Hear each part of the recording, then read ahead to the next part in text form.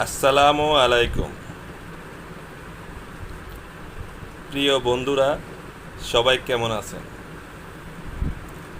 আশা করি আল্লাহ তাআলার অশেষ রহমতে সবাই ভালো আছেন। বন্ধুরা, আপনাদের সামনে একটা জরুরি বিষয়ে কথা বলতে আজকে ভিডিওতে আসা। তো যে ভিডিওটার বিষয়ে কথা বলবো, আপনাদেরকে আগে সেই ভিডিওটা দেখিয়ে নেই, তারপর কথা বলি। চলুন দেখে নেই সেই ভিডিওটা।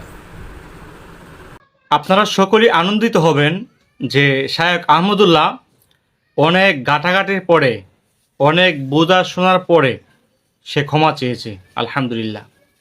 কিন্তু দুঃখের বিষয় হচ্ছে সে ক্ষমা চেয়ে এটা হজম করতে পারে নাই, কন্ট্রোল করতে পারে নাই। কারণ যারা টাকা পয়সা দেয়, ওনাকে লক্ষ লক্ষ টাকা দেয়, এই যে টাকা পয়সা সে পাইতেছে, এই টাকা পয়সার মায়াটা সে ত্যাগ করতে পারে নাই, সে ছাড়তে পারে নাই। যার কারণে যখন সে, আমি প্রমাণ সহ, প্রত্যেকটা প্রমাণ সহকারে আপনাদেরকে আমি দেখাই দিব আজকে। সে যখন ক্ষমা চাইলো, 1 ঘন্টা সময় ছিল তার ভেরিফাই আইডি থেকে সে ক্ষমা চেয়েছে। 1 ঘন্টা সময় ছিল সেই পোস্টটা। 1 ঘন্টা দেওয়ার পরে 1 ঘন্টায় 7,800 লাইক পেয়েছে। আমি আপনাদেরকে দেখাবো। 7,800 লাইক পেয়েছে, 170 না 74টা লাইক শেয়ার হয়েছে, 300+ কমেন্ট পেয়েছে।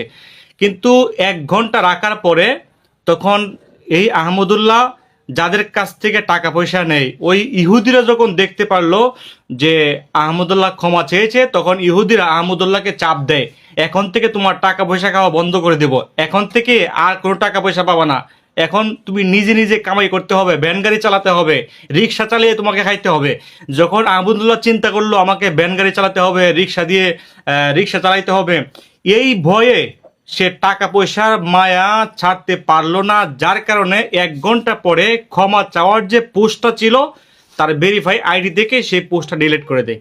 সরাসরি রাসূল পাক সাল্লাল্লাহু আলাইহি সাল্লামের সাথে আঘাত করার পরে এত চিন্তা ভাবা করতে হয়, এত ভাবতে হয়, এত পরামর্শ নিতে হয় যে রাসূলের সাথে আমি আঘাত করছি, রাসূলের নবুয়তকে আমি অস্বীকার করছি, যেখানে আমার চিরস্থায়ী থাকতে হবে সেই জায়গাটাকে আমি খারাপ বানিয়ে ফেলেছি। অর্থাৎ পরকাল, আমার যে পরকালের জিন্দিগি, পরজগতের জিন্দিগি, সেই চিরস্থায়ী জিন্দিগি আমি কি নষ্ট করে ফেলছি টাকা পয়সার জন্য?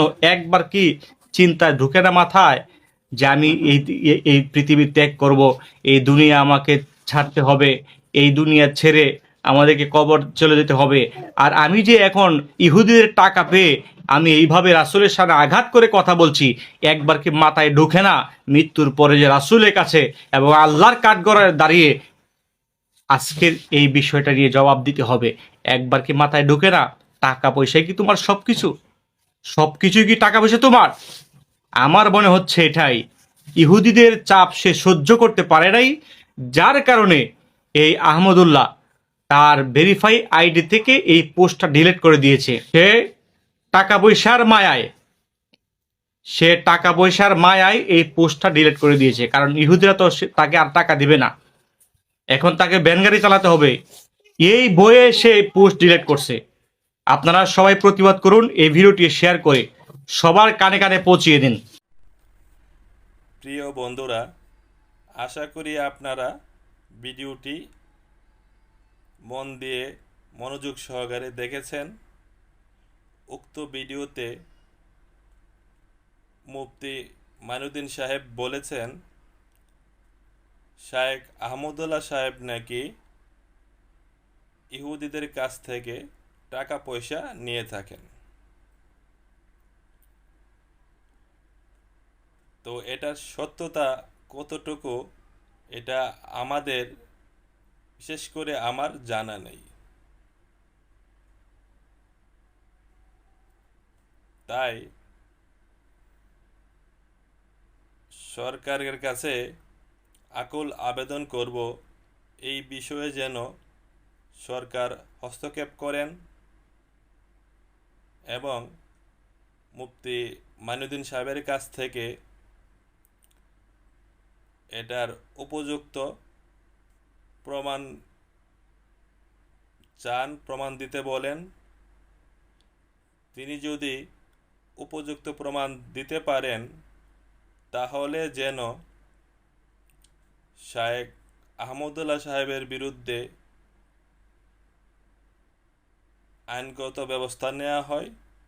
তিনি কেন ইহুদিদের কাছ থেকে টাকা নেবেন?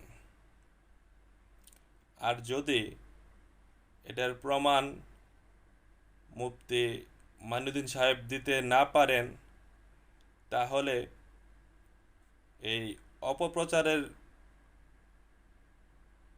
কারণে আমাদেরকে বিভ্রান্তের মধ্যে ফেলার কারণে তার বিরুদ্ধেও যেন আইনগত ব্যবস্থা নেওয়া হয় সেই আশা করব। কারণ তাদের বাড়াবাড়ি, তাদের কথাগুলোর কারণে আমরা সাধারণ মুসলমানরা বিপদে পড়ে আছি। আমরা কোথায় যাব, কোন দিকে যাব, কার কথা মানব, কার কথা মানব না? কারণ আমরা তো ইসলামিক লাইনের ওই রকম কিছু না যে যেভাবে বলতেছে আমরা সবাই এভাবে শুনতেছি। কেউ আহমদুল্লাহ সাহেবকে সাপোর্ট করতেছি, কেউ গিয়াসুদ্দিন সাহেবকে সাপোর্ট করতেছি, কেউ মুফতি মাইনুদ্দিন সাহেবকে সাপোর্ট করতেছি। এই ভুল ভ্রান্তির মধ্যে আমরা পড়ে আছি।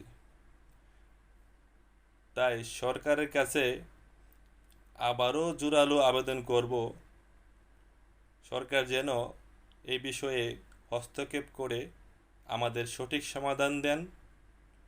আমরা সাধারণ মানুষরা যেন, সাধারণ মুসলমানরা যেন